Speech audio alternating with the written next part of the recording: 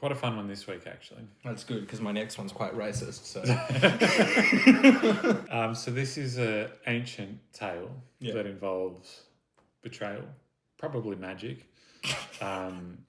It's got essentially SEAL Team 6 action in there. There's royal succession. There's divinely appointed kings, all of that. And it is the tale of how Darius, however you want to pronounce it, Darius the Great of Persia, how he came to be the king of Persia. Oh, Darius himself. Old Darius. Old Darius. As he's colloquially known as. As he's what known as? Don't make me repeat a word I can't pronounce. Colloquially? No. Probably a generation or so before his rise. Yep. That was when Cyrus the Great sort of built the Persian Empire. Big Daddy Cyrus. Yeah, Big Daddy Cyrus. That's what his missus called him. And his son. Yeah, he built the greatest empire the world had seen. Yeah. It sort of stretched from modern day Turkey all the way to touching on India. So massive empire. And he was henceforth known as the King of Kings. It's a pretty boss title. Yeah. Isn't it? Because it's like king. It's like hat on hat. It's just King of Kings. Yeah. Well, would it have the same effect? You've got like the king. I was going to say king, but that doesn't work. But like king of many kings. It's like no, King of Kings. You know? My boy. Well, modern times we'd probably call him an emperor, but they didn't have that word because it's a Latin word. So why would they have it? It's a shame though. So he's established his empire, and when he has sadly passed away, I'll forget the year, but it was in the BCs. Yeah. In the before Christ time. Yeah. And they were just fucking idiots, just wandering around doing their own thing. Yeah. Upon his death, his firstborn son Cambyses succeeded to the throne. Yeah. Cambyses had a younger brother, Bardia, sometimes called Smyrna. Cambyses went about establishing his rule or sort of solidifying his rule. He saw his younger brother, Bardia, as a threat. And so he decided to essentially kill him, to off him. Now, I have two younger brothers. It's a strong impulse, and there are lucky men. I do not have any younger brothers, so I luckily don't have the impulse to kill any younger siblings. It's like, hey, Alex, what are you doing? And I was like, nothing. Nothing at all. Carry on. For your inheritance. Yeah. And in Persian society at the time, probably any society, really, not just Persian society, it was a big no-no. Yeah. Well, society doesn't... I'm just going to take a stab in the dark and be like, things break down a little bit if that's the normalized sort of like, say, oh, and this is your, this is your new baby brother. He came home from the BC hospital, whatever the fuck that was. And then he's like, oh, that's good, mama. Yeah. It's like, shit doesn't really go very far if it's just... No, so it was certainly frowned upon. And Cambyses didn't want that black mark against his reputation. He was too... He's a man of principle. He's a man of principle. So he decided to kill him by assassination in secret. The story goes that he killed him in secret and then just said, oh, he's just gone up to live in the hills. Court princely life wasn't for him. He just wanted to, be like the ancient world's version of a monk and just go, live his life up in the hills. It's like, so have you seen your brother anywhere? He's like, well, I was the last person to talk to him, and so you can believe this. You can trust me. I'm the King of Kings. And obviously I'd never break any taboo. And in Persian society, it was they had this thing with like lying and telling the truth. Like if it was like a divine sort of, I don't know if it was a command, but you had to tell the truth. Like if you lied, it wasn't just, you lied. Oh, I am the word. I am the truth. Yeah, it was like you had somehow like blasphemed the gods or something if you lied. So I think that's true. Yeah, there's some truth to it. It was a big deal, you know. So he'd sent his younger brother up into the hills, but really killed him in secret. Now, I should say at this point, this story has been relayed to us. I think there's two main sources for it. There's Herodotus, my boy, and then Father of history. And this will become important later. There's this monument up in the hills in Iran called the Behistun Monument. I'll probably mispronounce that, but essentially it's this massive like stone inscription on a rock face that, you know, recounts the story of how Darius became the King of Kings. Yeah. And he sort of goes through and like, you know, I'm the greatest, the gods did this, and by the grace of God and all that sort of stuff. But he recounts the story of how he became the King of Kings and why he was forced to become the King of Kings, kind of thing. So those are the two main sources. But Cambyses has killed his younger brother in secret and then just went along with his reign and had a great time and did all this stuff. He's got nothing to worry about anymore. That was the one thing niggling him in the back of his mind, and it's... He's worry-free. He's worry-free. I'm walking in the sunshine. And then, shocking news, at some point, he died. In a very funny way. Supposedly he was riding his horse and his sword somehow got unsheathed and cut his leg, which got infected. Like, oh shit! It was like nothing's gonna bring me down, you know? And then like, it wasn't even like it was just like a nick, and so that's what the infection killed him. Now here's clean it with puddle water because we haven't worked out how infection works yet. Yes, my liege. But the key thing here is that the next person to be the King of Kings or to claim the kingship was this guy called Bardia or Smurfs. Mr. Smurf. Cambyses' younger brother. Yep. If you remember, Cambyses killed his younger brother, but told everyone that he just sent him up to the hills, but he's really dead. So who is this guy?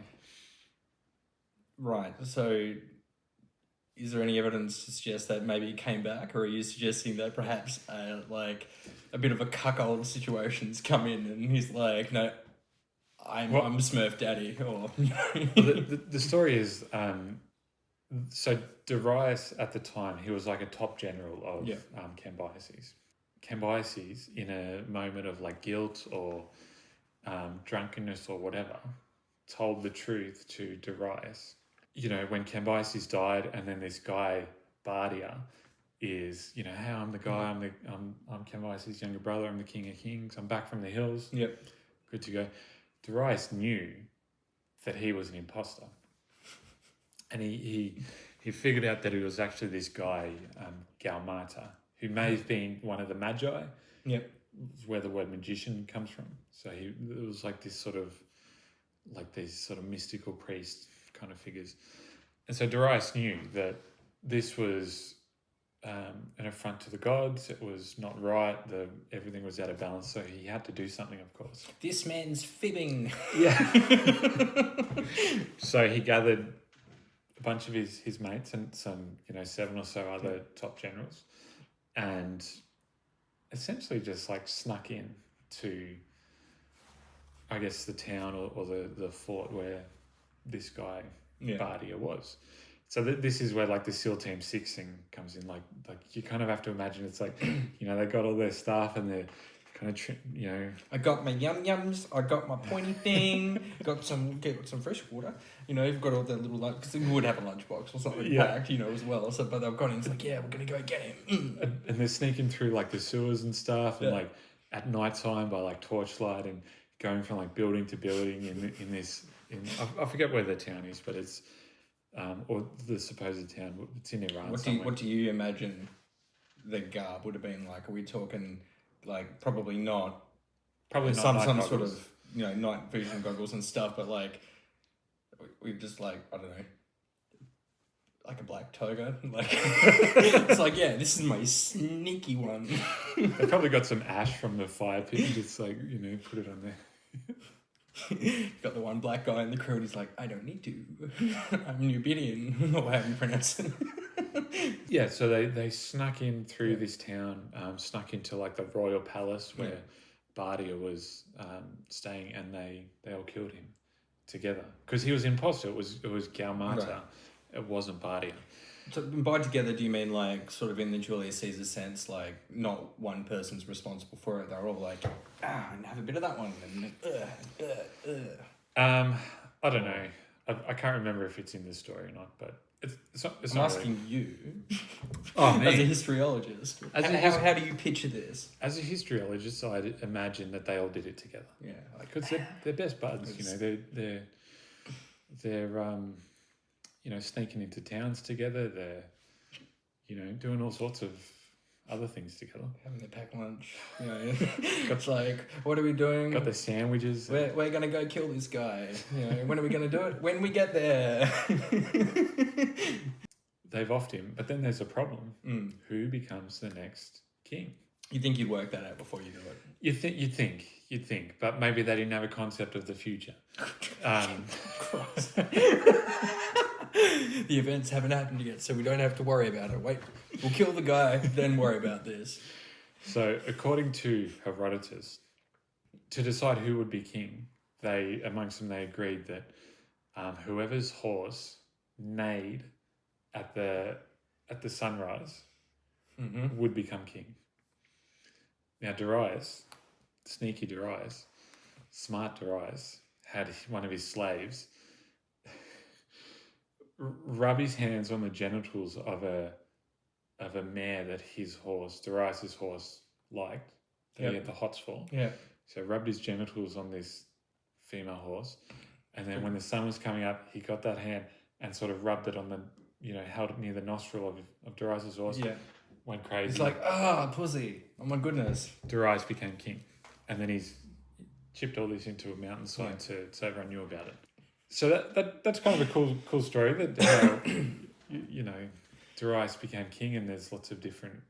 By merit of the fact that he became king suggests to me that he was divinely ordained, and that was, what was always going to happen and stuff. And he's obviously was pretty proud of it and didn't really give a shit about afterwards.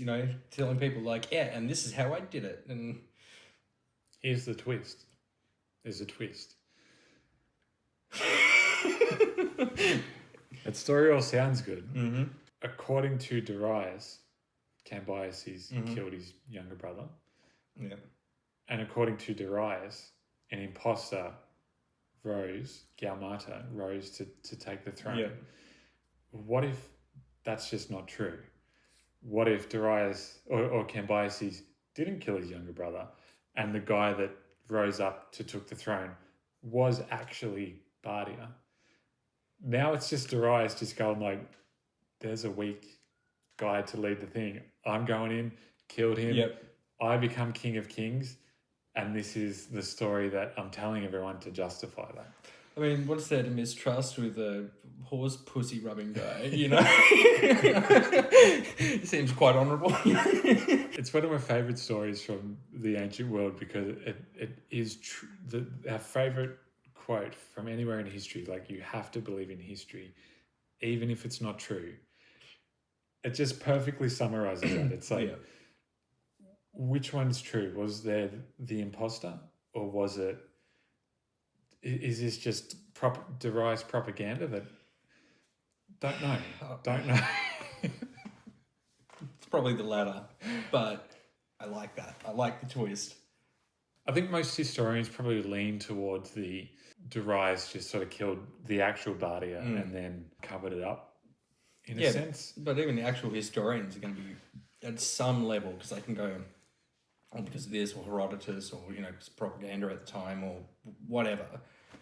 At the end of the day, if there's like a source or two sources, it's a matter of fucking preference. You're really going, I prefer this story, so this is what it is. And I'm a historian. It's like, well, you know what? I'm a historiologist, so, and you're probably right, but I can smell your bullshit. Yeah. Yeah, I think that's why we both love history. It's like what actually happened, like in terms of how did Darius go from like this Cambyses like general or whatever to the king of Persia? Don't know. You don't know the exact circumstances, but the stories around it are great, fantastic, and it's a great story. And any story like this, I love it. Yeah, 100%. And to just toss it back to one that we've done previously, Hanno, it gets our friend Tim really angry because he will just sit there and go, well, there were no gorillas. It's like, there's one source, and he says there was, so there was. So, shut the fuck up. If I had to say, as a historiologist, I'd like to think that Darius was sneaky enough to kill the legitimate king of kings, Bardia, and usurp the throne. Yeah. I think it's probably, it's possibly suspicious that you carve an entire mountain side. He's not feeling the troops on his side. To explain yourself. Like, look, it's in stone. It's not a smoking gun, but it's suspicious. Yeah, but at the same time... Cambyses didn't carve that when he ascended. He doesn't have a mountainside, He didn't need to prove anything. This guy's like, man, I'm going to need a Mount Rushmore to fucking... Yeah, he's probably like, yeah, I'm the king, and he's put on like, the hat and all the stuff, and then some guys... It's like, no, you're not. Some guy just leaning and going like, how'd you become king? And he's like... I'm so tired of having to explain myself. You know what? That mountain face is that's my truth. There you go. Yeah. The next time anyone asks, he's like, you got to just ride 3 days that way into the mountain and I'll explain it all there. So have you ever heard the tale of Cambyses? It's like, oh no, it's like 3 days that way.